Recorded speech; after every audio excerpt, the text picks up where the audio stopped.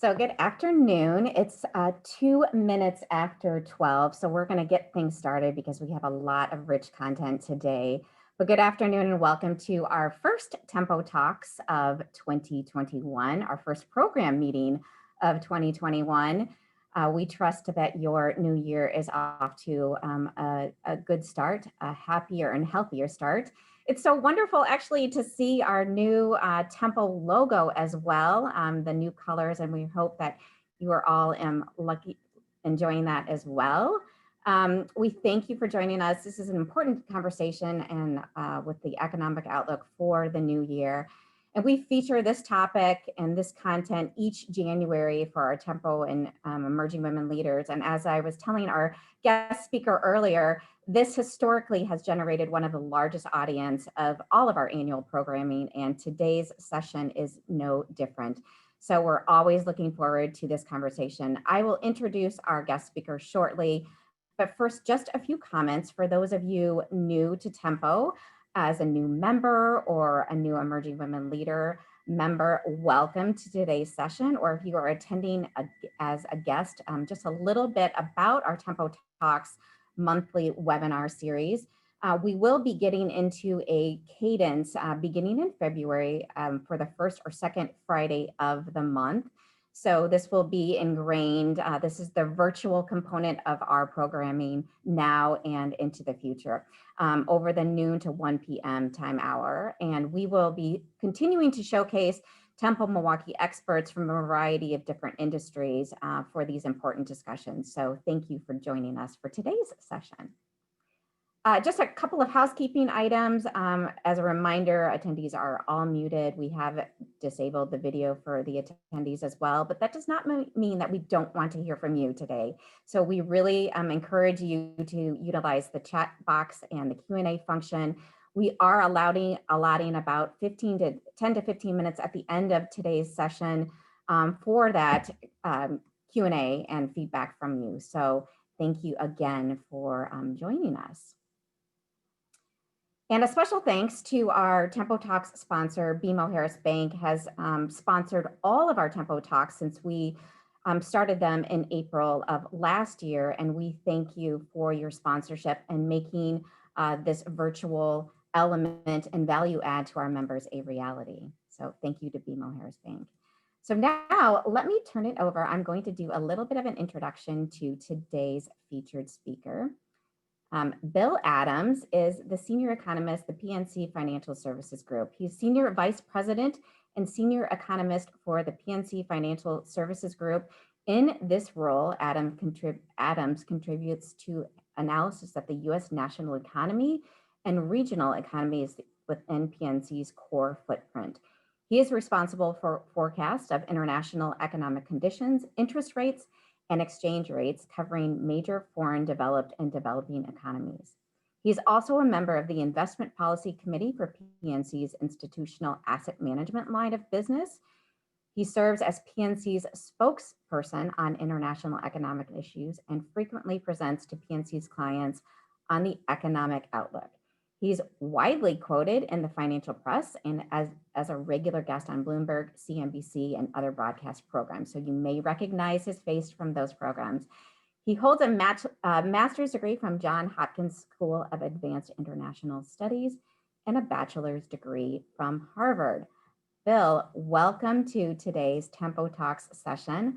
I'm going to turn it over to you. Thank you so much, and we will begin today's presentation. Thank you, Jen. It's a pleasure to be with you. I'll just pull up my slides and we will be off and running. There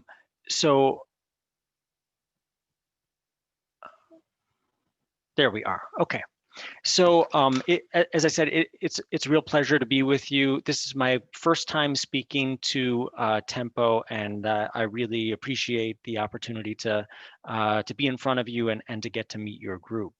So, well, virtually, of course. Hopefully someday we'll go back to meeting face to face, but here we are for now. So on the economic outlook, we are really still in uncharted territory with where the U.S. economy is and where we are headed over the next year or two. this is, if I kind of could give you one picture of the economic downturn and economic recovery to date, this is what it would be. This is what's happened to employment as measured by a survey of employers across the United States about what they have done to headcount since the crisis began and since the recovery began. And so in the months of March and April, we had the largest combined drop in employment in the United States that we've seen on record. That drop in employment actually in percentage terms and also in absolute terms, more than twice the drop that we saw in the Great Recession of 2008 to 2009, and then all compressed into a period of 2 months. Since then, we've had the fastest recovery on record from the bottom of the economy in April through to the early winter months. And then most recently, if you see the little kind of hook back downwards, that is the December jobs report, where we saw a modest, well, in the context of everything else that's happened, it was a modest decline in jobs. If we hadn't been in the middle of the largest economic crisis of our lifetimes, then the December jobs report would have been seen as quite a bad jobs report. But I guess here we are. Everything is relative. The takeaway is that we have made a lot of progress back toward a normal economy on the one hand. On the other hand, the level of employment relative to where we started this crisis, we're still at a worse point than on any point on record in economic downturns going back to the 1970s. So we have a long ways to go before the US economy will be back to normal. And a lot of questions about how long the path forward is going to be on that recovery. The fastest recovery that we've had on record in large part has been so rapid because we've had much more fiscal stimulus than in any economic downturn in our lifetimes. The combination of the CARES Act is the big one, the $2.3 trillion stimulus plan passed last spring, which began the Paycheck Protection Program, included the expansion of unemployment insurance benefits and $600 per week for most unemployed workers, and then an array of other support programs for hard-hit industries like the travel industry. And then on top of that, we've had extensions of stimulus since then, and then most recently the December 27th $900 billion fiscal stimulus plan that has caused that has funded the latest round of tax credits to households, as well as increased unemployment insurance benefits over the next 10 weeks. So all of that added together, we're coming up on $4 trillion of stimulus. The US economy is, in round numbers, about a $21 trillion economy. So we're in the realm of 15 to 20% of US GDP and fiscal stimulus, just way more stimulus than we've had in any downturn on record, and also a very sharp contrast to the recovery from the 2008-2009 recession, when we actually saw fiscal policy from 2010 onwards tightening with fiscal policy focused on deficit reduction. So that additional boost from fiscal stimulus is part of why we've had such a rapid rebound. The second support to the economy has been the amount of liquidity pumped into the financial system by the Federal Reserve during the first couple months of the downturn, when the Fed grew its balance sheet from under $4 trillion prior to the crisis to over $7 trillion. Maybe that sounds abstract if you're not following the Fed's balance sheet every day, and my consolations to you if you don't get to do that every day. Some people find it pretty interesting, maybe not everybody. But so what that means is that the Federal Reserve electronically printed money, bought treasury securities and agency-backed debt, other debt, those securities issued by or guaranteed by the federal government, and through that transaction injected this huge quantity of cash onto the balance sheets of financial institutions. And then that cash flowed through the financial system to support the recovery of the stock market, support the resumption of the flow of credit to companies, large companies through the bond market, smaller companies intermediated through bank loans, and then also to support additional flows of credit to households through the financial system. Most of that stimulus from the Fed was actually just from the Fed buying those securities. The Fed also did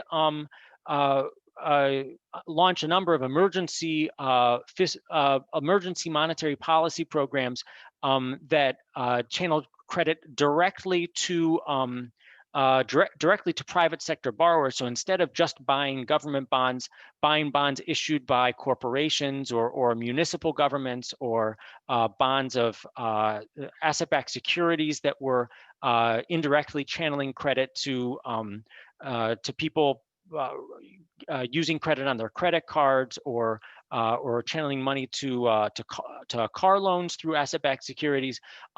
That was a much more aggressive intervention in the financial system than the Fed made during and after the 2008 financial crisis and the recovery from it.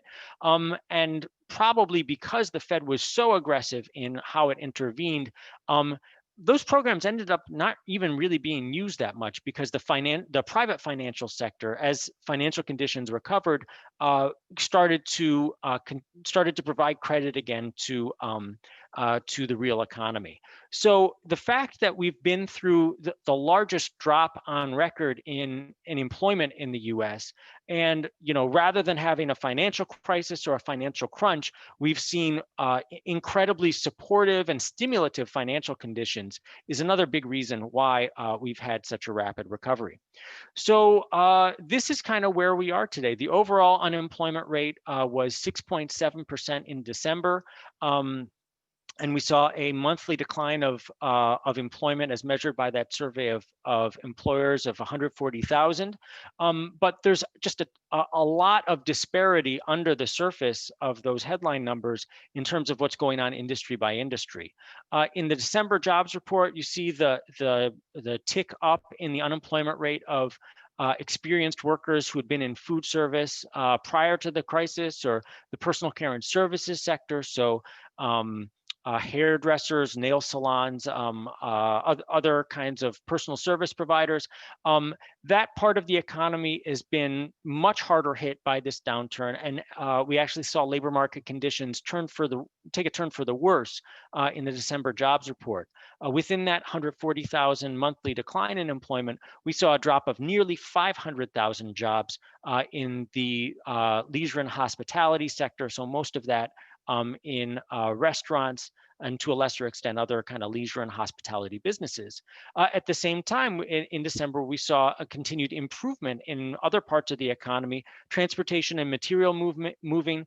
That includes the airline industry, and we saw the airline industry start to recover in December, and the manufacturing industry, the construction industry, both added solid amounts of jobs in December, and business services also. We saw strong job growth strong job growth in the month of December, largely in temp services.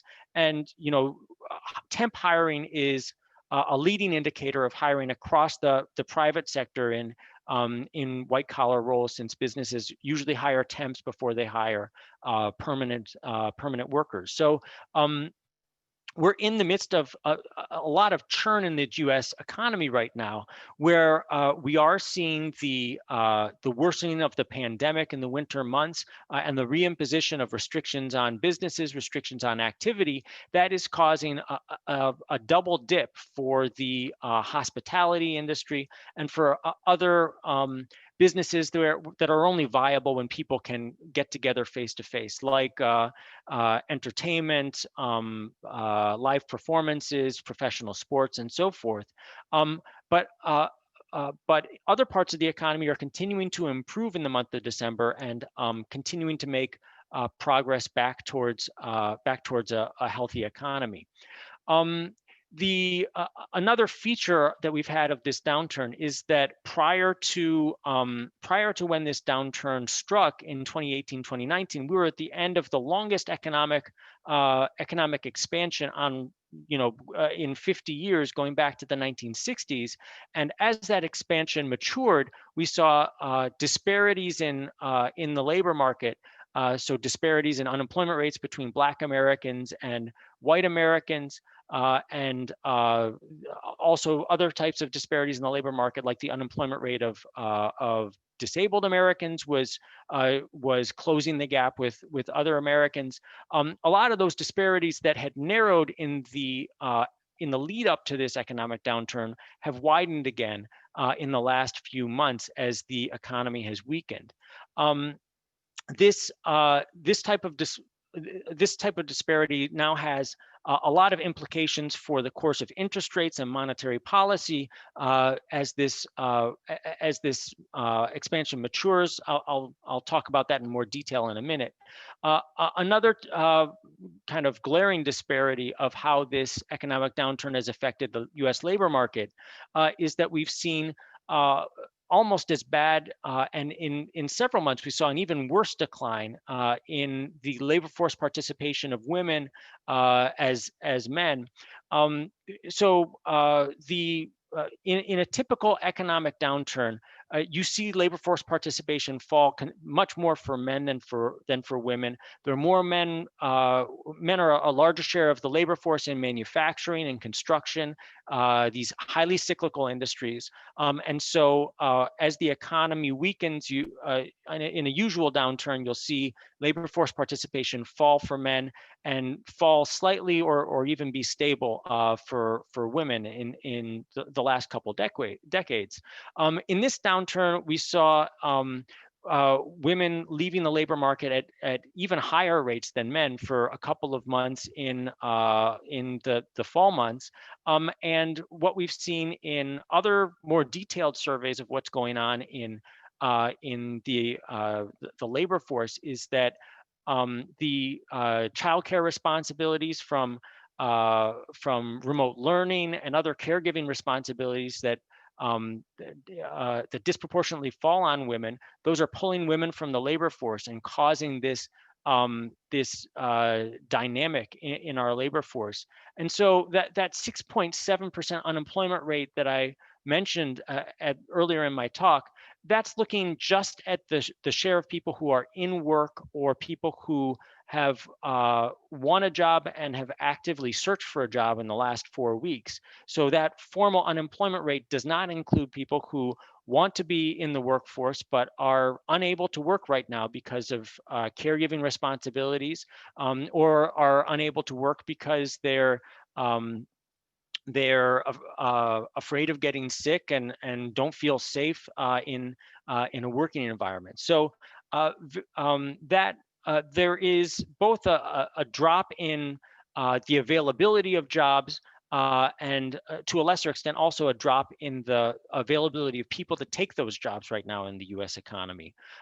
This is an area that is a potential vulnerability of the economy over the longer run if we don't see that if we don't see women able to re-enter the workforce as schools and other caregiving institutions are able to get back to normal as the pandemic comes under control. That would be a permanent drag, or that would be a persistent drag on U.S. economic growth and on the recovery of the U.S. economy.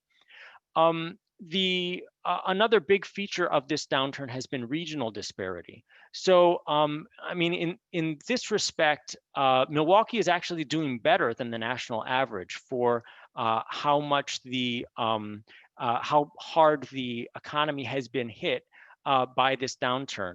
And that's really, I think, a story. It's a story of industrial concentration. The parts of the U.S. economy that are struggling the most right now are places like Las Vegas, Orlando, Florida, Hawaii, tourist destinations on the one hand, and Louisiana and Texas, oil producing regions on the other hand, where the drop in oil energy prices has caused an increase in unemployment. And so Wisconsin not falling into either of those two categories, and Milwaukee also being a smaller metro area. There's not the same the same drop in downtown economic activity in Milwaukee. It's not as large of a share of the regional economy as that downtown economy is for the New York metro area or for Chicago. So that type of economic drag, although it is a problem in Milwaukee, it's a smaller share of the overall economy, and so the broader business environment in Milwaukee is doing better as a result. Labor force participation, you see the same story. While labor force participation is fluctuated and is down, you don't have the same drags on labor force participation, and because the manufacturing industry is actually starting to do better than other parts of the economy in the last month or two, because it's better able to cope with social distancing and other restrictions on activities that are affecting service sectors more. That I think is boosting labor force participation in Wisconsin. So this is another view of this two-speed recovery underway in the United States. This is the consumer spending broken down by spending on goods on the one hand, and then spending on services on the other. Good spending, this is auto sales, purchases of household appliances, other consumer durable goods, and also spending in grocery stores and big box retailers on non-durable consumer goods. And that is the side of the economy that has seen the V-shaped recovery after this downturn. Services spending, that's restaurants, tourism, and movie theaters. You can come up with a list as long as your arm of these businesses that prior to the downturn were growing in their share of the U.S. economy. Services occupying larger and larger shares of U.S. retail floor space, and are so hard hit now and are struggling to recover because of the impact on those congregate businesses. We just got the retail sales report for the United States for the month of December this morning. Full year spending in at food service and drinking places, so restaurants in the United States, was down by 20% for all of 2020 versus 2019. So this is a deep depression for the food service industry in the United States. At the same time that other sides of the economy are seeing just a totally different picture. Probably one of the strongest sides of the U.S. economy right now is actually the housing market. This is an area that we were concerned about in March and April and May, seeing the magnitude of the downturn, seeing how high the unemployment rate was, and but the effect of this economic downturn, forcing more workers to work from home, having people spending more time in their homes, has caused a boom in construction activity in the resale sector. All of these measures of construction activity, as well as home sales, home demand for housing. All of them have been at their strongest since the boom in housing in the mid 2000s, the first decade of the 21st century. So that has been the strongest sector of the economy, I think, to date. We were worried about housing prices declining in the early stages of this economic downturn.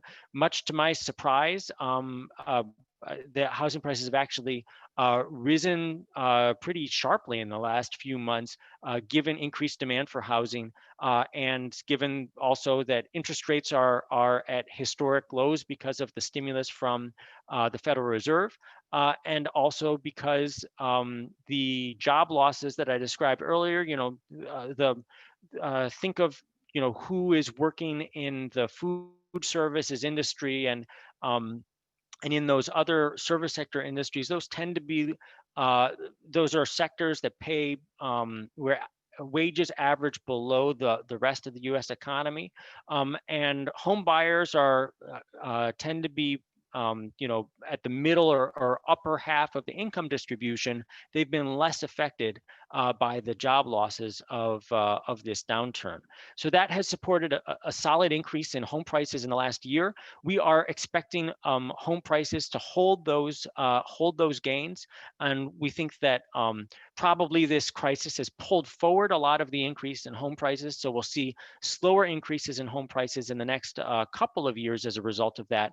But even so, we think that the strong activity that we saw in 2020 in the residential sector is going to continue in 2021 and continue to be one of the leading parts of the U.S. economy. So if there is an area of vulnerability in the housing market right now, I think it's not it's not housing occupied by owners, but it's the rental sector. This is a survey done by the U.S. Census Bureau that was begun specifically for tracking the effects of this crisis. And if you look in the details of this, I've kind of compared, the different degrees to which renter households are being affected by this downturn. And I think if we do have a housing vulnerability now, if we do see some sort of a housing crisis out of this, which I don't think that is going to happen, but it's a risk. I think it's much more likely to be an eviction crisis rather than a foreclosure crisis, like we had in the aftermath of the Great Recession and the housing bust of the last decade. So the share of households who thought they were actually likely to be evicted in the next 2 months at the turn of the year was under 10%, but the share of households who didn't think they were going to be or were concerned that they weren't going to be able to make their rent payment over the next 2 months was much higher at 1/3. This data came out this data was collected before the latest stimulus deal was passed on December 27th. So that is probably going to help the finances for renter households. And but this is an area of ongoing vulnerability.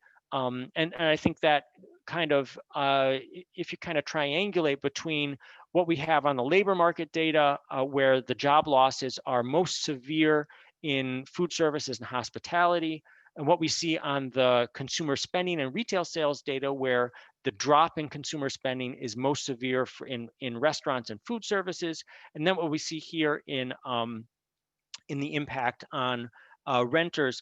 This is really an economic downturn where the effects are, even more than in a typical economic downturn. The effects are most severe for people on the lower end of the income and wealth distribution in the United States. So for the course of the industrial sector, this is another kind of two-speed recovery story. The auto industry had a remarkable rebound in 2020, with after the car manufacturers were shut down in the early stages of the downturn, and auto sales recovered very sharply. The problem for car dealers was that they didn't have enough inventory on their lots, and we saw used vehicle prices actually jumping, I think, 10% year over year in the latest CPI data for the month of December. So the auto industry and all of that, the auto industry supply chain has seen a really good recovery, and I think a much more encouraging recovery than I would have feared 6 months ago. But the rest of the industrial sector in the United States is not as strong of a story. A lot of the rest of U.S. manufacturing, there's a lot of end demand that's tied to the energy industry. There's a lot of end demand that is tied to the aviation industry and aerospace, and those are parts of the U.S. economy that are lagging and will continue to lag in the economic recovery. So for some manufacturers, I've heard that the problem is just keeping up with orders, and the recovery is going quite well. Other manufacturers, it is still a very different story. Similar in a breakdown in construction. Residential construction, we expect to continue to lead the recovery in construction spending. Non-residential investment, a lot of this is again tied to energy. Some also is tied to the chain convulsions in the retail sector in the United States. We saw the penetration of e-commerce sales in overall retail spending rise by the same amount in the first quarter of 2020. From the first quarter of 2020 to the second quarter of 2020, as it rose in the whole 5 years prior to that. And the increased penetration of e-commerce, it's great news for the businesses that are participating in that. The couriers and messengers employment in the U.S. was up by 26% in year-over-year terms in the December jobs report, one of the real bright spots of the economy. But for traditional brick and mortar retailers and the real estate industry linked to that part of the economy, it's going to be a difficult period of restructuring going forward. Similar story for office space, with more and more Americans working from home right now. Many businesses, what I have heard from many business leaders, I'd be curious to hear from the business leaders on the line in this meeting, but what I've heard in other presentations that I've given is that probably I think either 4 out of 5, 9 out of 10 of the business leaders who I've heard talk about the subject says we're expecting to eventually get back to the office most days, but we think that work from home is going to stay a permanent feature of how our office workforce works. And that means less demand for office space in the U.S. economy, and that's going to be a persistent drag on construction and commercial real estate for offices. So the commercial construction sector in the United States, the outlook for data centers and for other kind of niches that will benefit from the transformation of the U.S. economy right now is quite bright. But for other parts of commercial real estate, it's going to be a slower recovery. So for the overall unemployment rate, we are expecting the unemployment rate to stay elevated in early 2021. We think that we're likely to see a weak couple of months from already we saw 3 consecutive months of decline in retail sales through the December retail sales report. We're expecting to still see consumer spending and hiring be soft in early 2021 because of the drag from the pandemic and the effects of the winter wave on businesses. But probably from mid-year on, we're expecting the economic expansion to broaden as the industries that have been hardest hit by this downturn, the ones that I've been talking about the most in this presentation, those industries will start to participate more broadly in the recovery as more and more Americans become vaccinated and as the pandemic recedes. So that is we're expecting to see strong economic growth in the second half of this year and continuing into 2022. That should bring the unemployment rate down to about 6% by the end of this year and about 5% by the end of next year. That assumes that the distribution of the vaccines goes smoothly. It assumes that Americans are willing to be vaccinated in large enough proportions that the vaccine that we get to herd immunity and that brings the pandemic under control. And if that is the case, we think that we will see a solid recovery through the rest of this year. Obviously, that is kind of the biggest unknown at this point, and the biggest downside risk the economic recovery is that the vaccination of the U.S. population and of the globe could go slower or be more difficult than it seems right now. With the economic recovery likely to proceed pretty quickly, but unemployment persisting at a high level and industrial capacity utilization also a considerable degree of slack in the manufacturing side of the economy. We think that inflationary pressures are going to be pretty modest over the next 2 years. We think that inflation as measured by the core CPI index, so that's looking at inflation excluding the price of food, excluding the price of energy, not because those don't matter for inflation, but because that is a better way at measuring the trend of underlying trend of where inflation is heading. We think those measures of core inflation are going to be on trend of around 1% over the next year or two as the U.S. Economy gets back toward normal. Overall, inflation is probably going to pick up. We're going to see probably some year-over-year inflation reports over 2% in kind of the spring of 2021.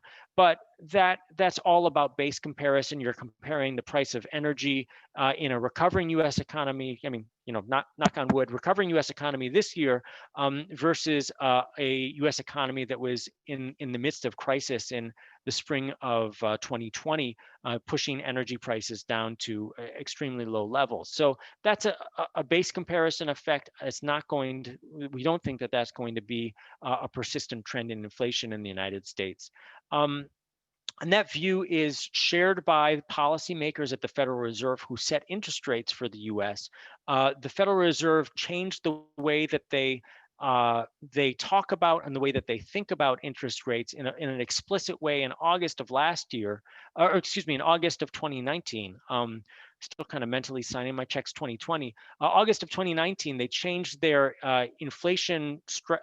their monetary policy strategy to say that they're not only do they want to achieve inflation of 2% as measured by a slightly different price index than from the CPI price index, which I showed a minute ago. There's their preferred measure of inflation is the average price of all goods and services that are consumed by Americans. That's the personal consumption expenditures price index. And as measured by that price index, they want to achieve inflation of 2%, not just at any specific point in time, but averaging 2% over some period of time. And since inflation has been below 2%, not only last year when energy prices plunged, but actually in the whole last decade after the Great Recession, inflation by that measure averaged only 1.7%. They want to see inflation modestly exceeding 2% for a period of time going forward before they think that the U.S. economy, before they think it makes sense to raise interest rates. And so based on that forward guidance from the Fed, based on what they've told us, based on our own forecasts for where we think the unemployment rate and inflation are going to be over the next few years, we think the Fed is unlikely to raise short-term interest rates before 2024. So no rate hike this year, no rate hike next year, probably no rate hike in 2023 either. With that the case, we think that long-term interest rates in the United States, while probably over a multi-year time horizon are headed, long-term interest rates are headed higher. In the near term, I think a lot of the move up in long-term interest rates might have already happened. Kind of, we're thinking of an annual average for a 10-year Treasury yield of around 1%, maybe a little bit higher in 2021. And that is long-term interest rates both influenced by short-term interest rates and also the Federal Reserve's quantitative easing program, where the Fed buys those government bonds. When the Fed buys bonds, that pushes the price of the bond higher, which pushes the yield of the bond lower. And that intervention by the Fed in the financial system is going to be a persistent downward pressure on US interest rates. One of the other hats I wear at PNC is exchange rate forecaster. I just want to touch a little bit on international comparison. We have had a big sell-off in the US dollar over the course of 2020. A lot of people are kind of, trying to relate this back to the amount of stimulus we've had in the US economy. It's sort of a stimulus story, but if you look at fiscal stimulus in the US relative to other major economies, we're kind of in the same ballpark as most of our peers. There was unprecedented fiscal stimulus across the globe in 2020 relative to the size of each of these economies.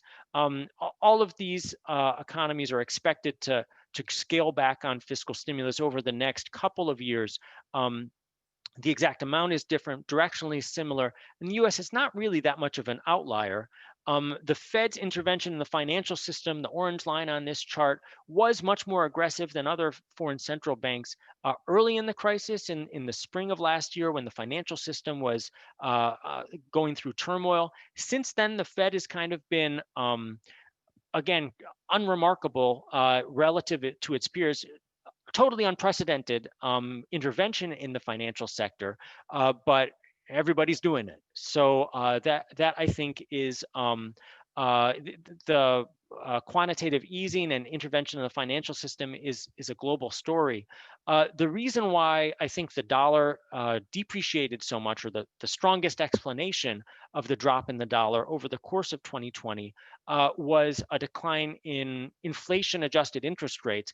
This is the blue line on this chart is the actual interest rate on a 2-year Treasury minus the financial markets implied expectations of inflation over a 2-year time horizon. And because financial markets are expecting inflation in the US to actually meet the Fed's goal of 2%, and interest rates are near zero, that real interest rate on US debt is now around negative 2%. In Japan, in the Euro area, financial markets are expecting inflation to undershoot those central bank targets of 2% or near 2%. And so because of that, the inflation adjusted interest rates have not fallen in the way they have here, and that's not passed through to their exchange rates. Going forward, I think the dollar could decline a little bit more, but I think over probably the next 12 months, we're more likely to see stability in the dollar and the dollar's depreciation against most major foreign currencies to take a pause. So with that, thank you again for having me. I will turn it back to Jen to coordinate the Q&A. Yeah, Bill, thank you so much. A lot of really rich content. We've got a few questions that have come in. One of them you touched on a little bit earlier, but this was truly a content and a topic of one of our previous Tempo Talks, and this was the impact of the pandemic on women leaving the workforce to have to have caregiver responsibilities. And so the question is, how do you anticipate women exiting the workforce for caregiving responsibilities impacting the delay of equal pay? Wow, that's a great question. I mean, I think I have to make a distinction between what I want to happen and what I expect to happen over the next couple of years. I think honestly, we're probably headed into a difficult period for the advancement of women in the workforce. I mean, the data that one of the areas where there's a lot of data at high frequency about what's happened with women's participation in the workforce that I'm familiar with because I work in economics is academic publications by women, research economists, and the amount of publications over the last 9 months or so since the crisis hit for women has fallen much more than it's fallen for men because just a signal of how those caregiving responsibilities have been holding many women back. So I think it's going to be a challenge over the next couple of years to ensure that women get back into the workforce and are able.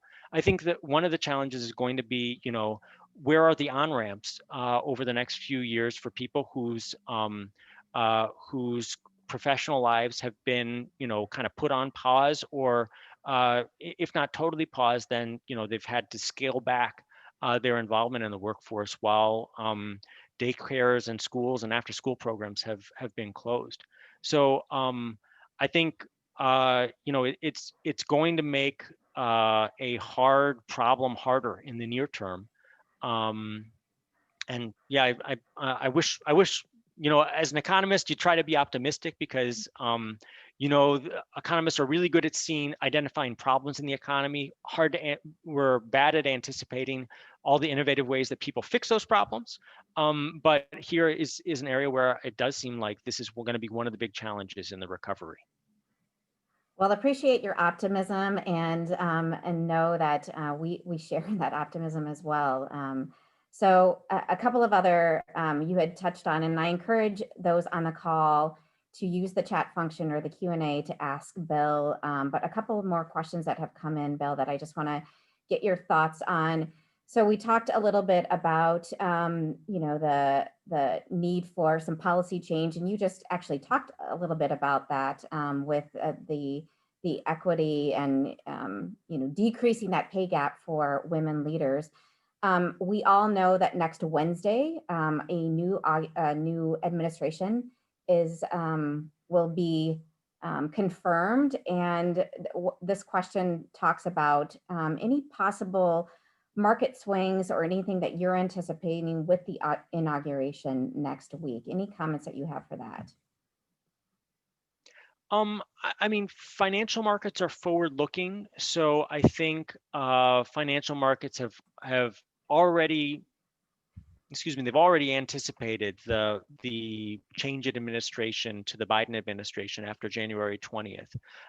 What we've seen over the last couple of months is the financial markets have reflected expectations of probably more fiscal stimulus in 2020, in 2021, and that there's possibility of tax hikes for either corporate tax hikes or for higher income Americans. But at the same time, fiscal stimulus probably net the U.S. economy will end up being larger in a year or two than it would have been without that fiscal stimulus. So the effect on the overall economy, and 101 too much fiscal stimulus and then it crowds out borrowing by the private sector, then you could see a drag on economics of that. But so that's in principle.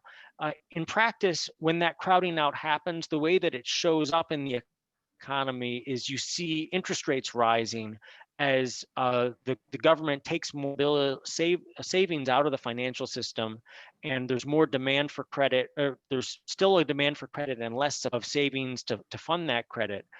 Interest rates right now in the US are extremely low. And it does still seem like there's more credit. There's lots and lots of credit available. It doesn't seem like that's a constraint on the economic recovery right now. So I think in that respect, the really buoyant conditions we've seen in financial markets over the last couple of months, they are reflecting expectations, I think, number one, of a really broad-based economic expansion over the next 12 to 24 months as the vaccine works and the economy is able to get back to normal. And I think most of these other issues are secondary to that. Appreciate that. Thank you. So if you have a couple more minutes, we've got a couple more questions. They feel like they're flying in now. So Bill, one of the next question we have is, where do you see the most significant talent or skills gaps in the workforce in the next 5 years? Wow, that's a tough one. Uh, the part of the economy, so it's difficult. The part of the economy that grew the most in the last 12 months is the digital economy, e-com. But at the same time, there was really rapid growth of a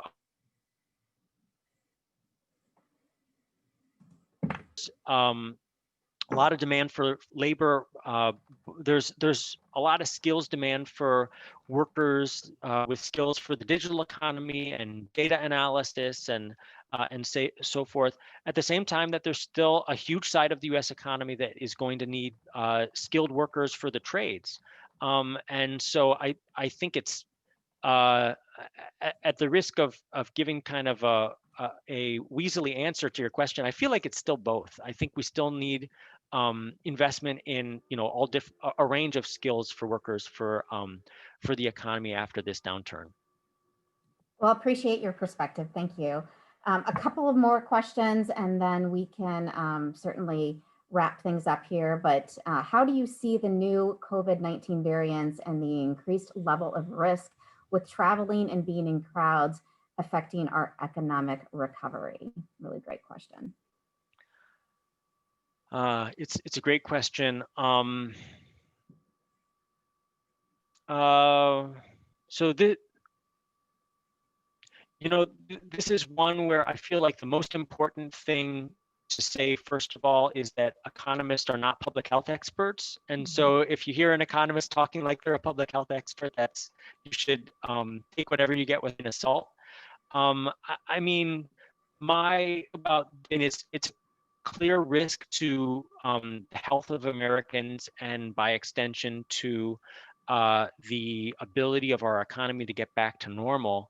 And it's just from my perspective, it's a reminder of how much we don't know about the path between where we are today to a path to an America that doesn't have to worry about the pandemic in the way that we do today.